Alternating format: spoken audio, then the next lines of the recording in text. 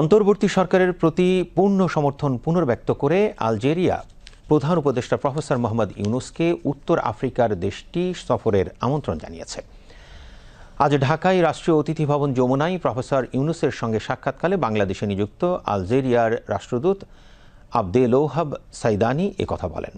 প্রধান উপদেষ্টা আলজেরিয়ার প্রেসিডেন্টকেও বাংলাদেশ সফরের আমন্ত্রণ জানান এবং বাণিজ্য ও বিনিয়োগ সম্পর্ক আরও গভীর করার প্রয়াসে তাদের ব্যবসায়িক একটি প্রতিনিধি দল ঢাকায় পাঠানোর জন্য দেশটির প্রতি আহ্বান জানান।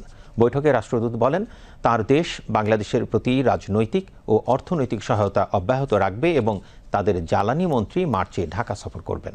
তিনি বলেন, আলজেরিয়া আরও বাংলাদেশি পণ্য যেমন টেক্সটাইল, পাট, ঔষধ, খাদ্য এবং ইলেকট্রনিক্স আমদানির পরিকল্পনা করছে। প্রধান উপদেষ্টা আন্তর্জাতিক মেরিটাইম অর্গানাইজেশন, জাতিসংঘ মানবাধিকার কাউন্সিল এবং জাতিসংঘ নিরাপত্তা পরিষদে আলজেরিয়ার সমর্থন চান, কারণ বাংলাদেশ এই তিনটি আন্তর্জাতিক সংস্থার নির্বাচনে প্রার্থী। বৈঠকে সিনিয়র সচিব ও এসডিজি বিষয়ক মুখ্য সমন্বয়ক লামিয়া মোর্শেদ এবং পররাষ্ট্র মন্ত্রণালয়ের মহাপরিচালক বি এম জামাল হোসেন উপস্থিত ছিলেন।